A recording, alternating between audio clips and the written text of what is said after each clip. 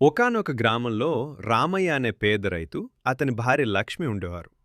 ఒకరోజు రామయ్య ఒక ముసలి సాధువుకు సాయం చేయగా ఆయన మెచ్చి ఒక అద్భుతమైన బాతును కానుకగా ఇచ్చాడు. మరుసటి రోజు ఉదయం ఆ బాతు ఒక బంగారు గుడ్డు పెట్టింది. రామయ్య, లక్ష్మి ఆశ్చర్యపోయారు. రామయ్య ప్రతిరోజు ఉదయాన్నే ఆ బంగారు గుడ్డును తీసుకుని పక్క ఊర్లోని పెద్ద వర్తకుడి దగ్గరకు వెళ్ళేవాడు. ఆ గుడ్డును అమ్మి వచ్చిన బంగారు నాణేలతో ఇంటికి అవసరమైన వస్తువులు, పప్పులు, ఉప్పులు కొనుక్కొచ్చేవాడు. కొద్ది రోజుల్లోనే వారి దగ్గర డబ్బు బాగా పెరిగింది. పాత పూరి గుడిసెను పడగొట్టి అందమైన మేడ కట్టించారు.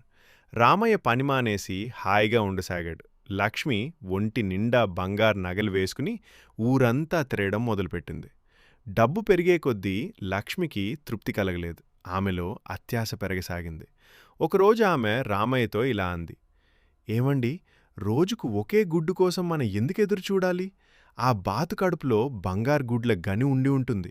ఆ కడుపు కోసి అన్నింటినీ ఒకేసారి తీసేస్తే మనం ఈ ఊరికే కాదు, ఈ దేశానికే రాజులమైపోవచ్చు.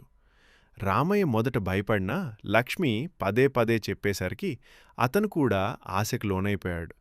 కళ్ళు మూసుకుపోయిన వారు ఒక పదునైన కత్తి తీసుకుని ఆ బాతు కడుపును కోసేశారు.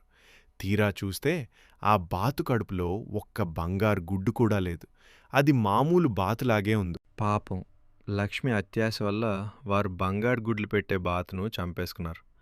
ఆ రోజు నుంచి మళ్ళీ వారికి గుడ్డు దొరకలేదు. అమ్మేదారి లేకుండా పోయింది. జరిగిన తప్పుకు ఎంత ఏడ్చినా లాభం లేకుండా పోయింది. మెల్లగా సంపాదించిన డబ్బు కూడా ఖర్చయిపోయి మళ్ళీ వారు పాత పేదరికంలోకి చేరుకున్నారు. నీతి: అతి ఆశ ఎప్పుడూ వినాశనానికే దారితీస్తుంది. మన దగ్గరున్న దానితో తృప్తిపడటం నేర్చుకోవాలి.